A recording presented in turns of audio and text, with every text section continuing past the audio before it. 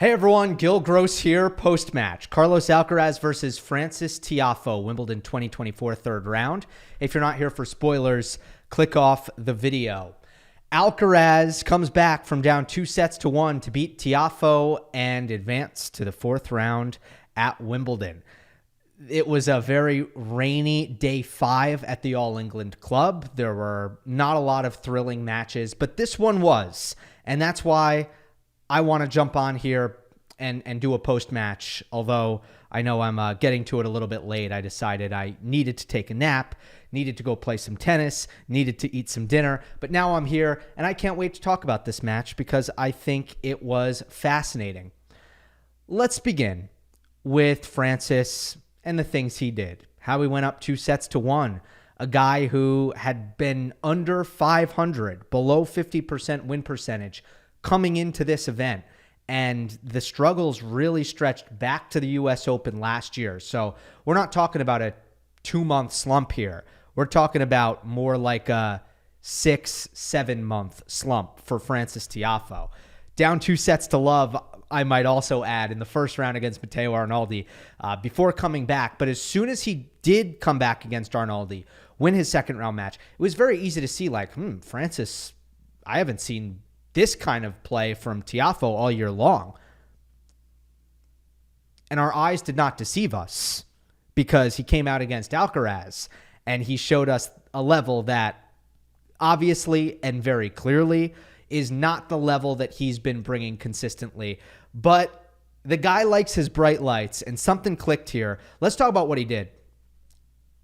I think that the way he went about his tennis here is not only a style of play that Tiafoe executes well and is very comfortable with, it's also a style of play that I don't think Alcaraz really enjoys contending with. Frances's mindset here was very clearly, we aren't playing rallies and you aren't getting time. So how are we going to do that? The first thing, and this isn't really a tactic, it's more of an asset, but serve huge. Roof was closed. Indoor grass. I'm going to talk about Alcaraz's serve in this analysis in great detail. Well, Frances's serve, he was hitting the big flat bomb that was reminiscent of what we saw on the U.S. Open run 2 years ago, where his first serve, especially in clutch moments, was an absolute problem for opponents. Really throwing his arm into it. So that obviously takes away rallies, takes away rhythm. When Alcaraz did make returns in play, Tiafoe on any short ball, he's coming forward. And he was extremely, until the fifth set, he was extremely diligent about getting in off of every short ball. His backhand approach shots, I want to highlight, they are savage. They are so excellent. First of all, the way he moves through the shot and he's able to kind of continue his transition forward, not kind of stop all of his momentum and hit the ball. Very rare for a two-hander to be able to move through the shot and allow that to kind of help them with their ability to close in on the net. The other thing is the precision. Tiafoe has such a great feel on his backhand. He puts it where he wants to put it. That's what matters on an approach shot. You've already taken so much time away. You don't need to hit the crap out of the ball. If you took an average ground stroke speed in pro tennis, these guys are hitting harder when they're 5 feet behind the baseline. When they're inside the court, it's actually smart to take a little bit off of it and to place the ball. And when you come forward, again, you've taken so much time away. It's really about being precise, which Foe's backhand is. I especially love it when he goes cross court with his backhand approach shot, because normally what he does, he hammers it cross, it stays low, it's flat, it's deep, and then he covers the cross court pass. He'll give you the line. So what he's saying there is, oh, I'm playing a righty, I'm going to hit a high-quality backhand cross-court approach. If they can make that precise redirect down the line off of a high-quality ball with their backhand, too good. But what I'm not going to allow to happen is get beat with a cross-court pass where they're able to, instead of changing direction, hit the ball back where it came from and find that sharp cross-court angle, which is a much easier shot to pull off. So I love how Foe plays those percentages. His anticipation at net in general is excellent. How many passing shots by Alcaraz did he read? He snuffed out where it was going and he was there. And then once he is there, his drop volleys are among the best in the world, easily. His hands are unreal. So the net rushing definitely stood out. But all of these things are very helpful in service games where you're getting opportunities often to be offensive, particularly behind your first serve.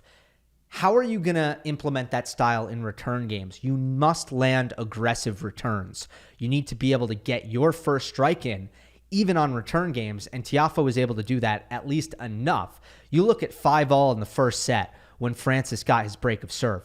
Alcaraz was up 30-love, and then 4 points in a row where Tiafoe punished returns. He had a crush and rush on his backhand. So backhand return, come in behind the return, put away the volley. He had a return plus approach shot, put away volley. He had a return drop shot the next ball. I believe it was a forced error or a winner off that drop shot. And then on break point, his return was so good it forced the error right away, and he didn't need to follow it up. Think about that collection of offensive returns where he's ending up at the net twice. One time he did it off the return. One time it was return plus approach. And then it was return plus dropper, return forced error. It's an incredible barrage of offense off the return of serve by Tiafoe.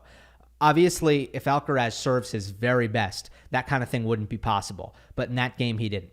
Tiafoe takes the first set 7-5 after getting that break of serve. Now, in the circumstance where they did get into a rally, because it's not entirely avoidable. Sometimes you're not going to get that first strike kind of tennis going in your favor, and you're going to have to play from neutral. Tiafoe refused to back off the baseline, and he played most of his forehands, whenever possible, down the line. It's the cross-court forehand that Frances was really trying to avoid, because that's the ball where you're going to offer up Carlitos sometimes a little bit too much time to dictate with his forehand. And Tiafoe feels that the backhand is by far the more favorable for him.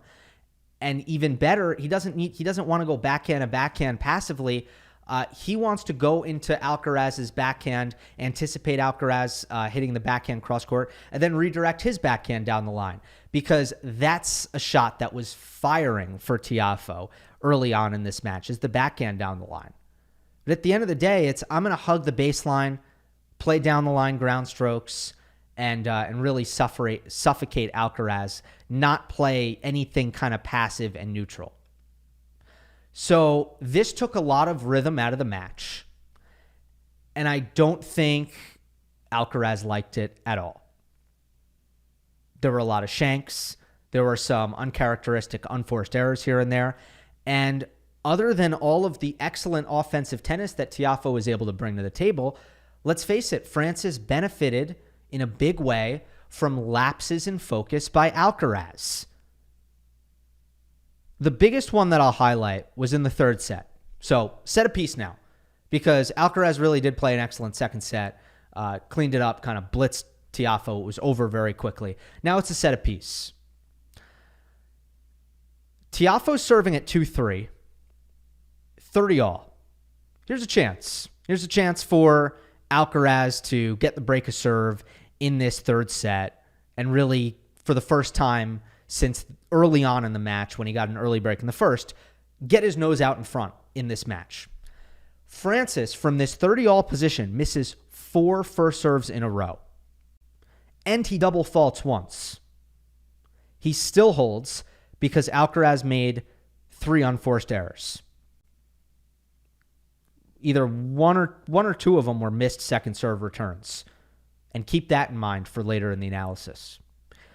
Next game, so it's 3-all now, but I wrote in my notes at this point, Horrible job by Alcaraz not breaking there. It's 30-all. He missed 4 first serves in a row. He double faulted. If at least Alcaraz should have still been in the game after that sequence of 4 points. But he wasn't because of the unforced errors. The next game, Alcaraz makes 2 bad +1 errors. One of them was a fake drop shot attempt. He tried to fake the drop shot and slice it deep, and he hit it long. It was a really bad mistake to make at 15-all there. And then Tiafoe landed 2 offensive returns. And those are the 4 points he needed to break serve and go up in the third set, which he would win and go up 2-1. From here, the match doesn't shift as much as you might think it would, right? 2-1 down. Here's where Alcaraz, who hasn't had great concentration throughout this match, here's where he gets laser focused and locks in, right? Not really. I thought the fourth set, for the most part, looked a lot like the first set. It looked a little bit like the third set. The 2 sets Tiafoe won. There is one big difference. The one big difference is that Alcaraz's serve saved him. It turned up in big moments. It dug him out of holes throughout this set, and it did so basically alone, single-handedly. So Alcaraz is down love 30 at 1-all. He nails 4 first serves in a row, 3 unreturned, and the fourth was a serve and volley, which was a great serve, led to an easy put-away volley. Love 30, evaded, hold of serve. Next service game, 3-all. He hits 3 unreturned serves and comes away with a stress-free hold. Next service game, 4-all. He's down love 30 again. It's really Tiafoe finding the opportunities throughout this set. This is what I'm trying to get at. And Alcaraz misses a couple of first serves, but gets it to 30-all, and then he goes service winner, ace. Tiebreak. In the tiebreak, Alcaraz gets 4 unreturned first serves on 5 total service points. And he played a lot of really good return points. It's the fourth set tiebreak where I thought Alcaraz for the first time started from the baseline hitting the ball as clean as he's capable of and just dialing in the ground strokes for the first time in the match for a very extended period of time, point after point after point. It was the tiebreak there. But he also didn't really even need to hit ground strokes on any of his service points, because they weren't coming back in play. I think this speaks to the mental side with Alcaraz, especially the 2 times he dug out a love 30, especially at 4-all. Alcaraz responds really well, generally, to the, oh shit, I really need to win this point or I'm going to lose. That moment, there's no simulating that moment, When, as a tennis player, you know what that feels like. You haven't lost. You're not totally doomed or anything like that. But the next couple points here, they need to go my way or I'm in huge trouble. And Alcaraz hit that moment. Down love 30 at 1-all, down love 30 at 4-all. Tiebreak with very little margin. You lose that tiebreak, you lose the match. He just responds with the serves in particular. Somebody pointed out in a mailbag somewhat recently that Alcaraz tends to serve really well when he absolutely needs to. U.S. Open final against Casper Ruud, where he just didn't really have his legs and he just needed a little bit of help. One of the best serving performances I saw all year throughout 2022, probably his best serving performance I saw all year. Last year, he serves really well in the fifth set against Djokovic in the Wimbledon final, just as an example. So he has that tendency. Now, the other side of this is that Tiafoe does not cover the service box all that well. It's a weakness of Tiafoe's. If you hit good serves against Frances, you're likely to come away with a lot of aces and a lot of unreturns. Among top 50 players, here's where Tiafoe has ranked in opponent ace rate the last 3 years. 2022, 49th, 2023, 48th, and 2024, 49th. So this is not a coincidence. Year by year by year by year, Tiafoe is basically the easiest player on tour to ace. And that's because he stands really close in. He likes to kind of lean one way or the other. He doesn't have the longest wingspan. And beyond that, any explanation, I'm not really sure. But when Draper served 31 aces, which was a career high for him in Stuttgart, that's where I tweeted out that stat. And Alcaraz nearly had a career high in aces in this match. He hit 15. That's the second most of his career, but it could have been way more had he not loved the body serve in this match. You got to remember, at least 30% of his first serves, conservatively, at least 30%, were body serves, which were effective. So could you imagine how many aces Alcaraz would have hit if he didn't hit body serves? In conclusion, if Alcaraz did not serve well in this fourth set, he's likely packing his bags. Likely. The fifth set was a different story. He didn't need the serve to dominate. He was able to dominate in all aspects. But there is a key adjustment that we should discuss. Throughout the match, there were some second serve return misses from Alcaraz. And he was allowing Tiafoe to win over 50% of his second serve points in every set other than the second. So 1, 3, 4, all the sets Tiafoe won. He was above 50% on second serve. On the first return game, the first game of the fifth set, Tiafoe hit a hard wide serve. Alcaraz shanked the forehand return, looking pretty rushed. And then they change ends. I think that was a moment for Alcaraz. From this point on, Alcaraz would stand deep on the second serve return. He made the adjustment, and it didn't take long for that adjustment to come into effect, because on the first point of the next return game, Alcaraz moves back, Tiafoe double faults. He hit the second serve 89 miles per hour. His average for the match was 96. Next point, another second serve. He hits at 78 miles per hour. Loses the point. Alcaraz steps into a heavy backhand return that puts the point on his terms right away. Now, I do want to talk about the next 2 points, even though this isn't about the adjustment that Alcaraz made on return, but they were a decisive moment in the fifth set where Alcaraz got the lead that he would never relinquish. The next point, Alcaraz had this incredible squash forehand that landed really short in the court, so short in the court that Tiafoe had to hit an awkward low forehand from around the service line area, which he missed. As much as I want to say, oh, great shot by Alcaraz, this was so unbelievable, it was also terrible movement from Tiafoe. He did not recognize at that point, or he did recognize and he was a little lazy.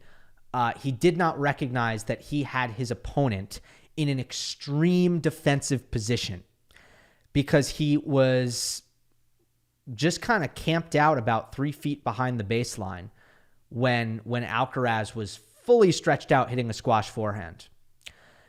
And then he was a little slow to react, and I don't think he really read off the racket that ball was going to be so short in the court. So he was very slow moving up to the ball here in both his off-ball movement before his split step and the to the ball movement after his split step. Both were lackluster. On the next point, Tiafoe hit a good wide serve, set up a forehand down the line approach. Didn't hit a good approach. He went down the line. It bled middle. It eked middle to give Alcaraz a clean look at a backhand pass, which Carlitos did not hit all that well, but Tiafoe let it go. It was about, the height of his eyes, so a little bit above his shoulders, and Foe thought it was going to go long, and it dropped in because of the topspin. But Frances had a play on that ball. He could have volleyed it. So not only did he make a mistake on the approach shot, he made a mistake not volleying the ball, and that was the break of serve. On the next Tiafoe service game, he missed 5 of his 6 first serves in this game.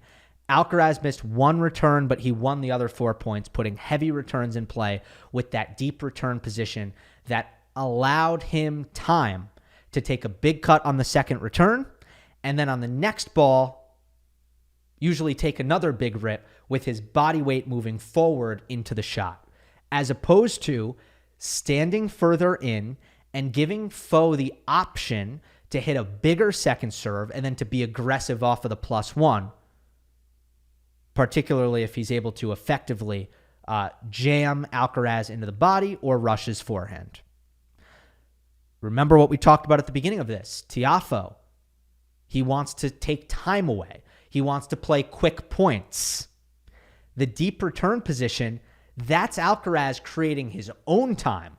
That's Alcaraz eliminating the first strike tennis. There is no way to win a point quickly with your second serve if Alcaraz is going to be way back behind the baseline to hit, heavy topspin, full-blooded second serve returns.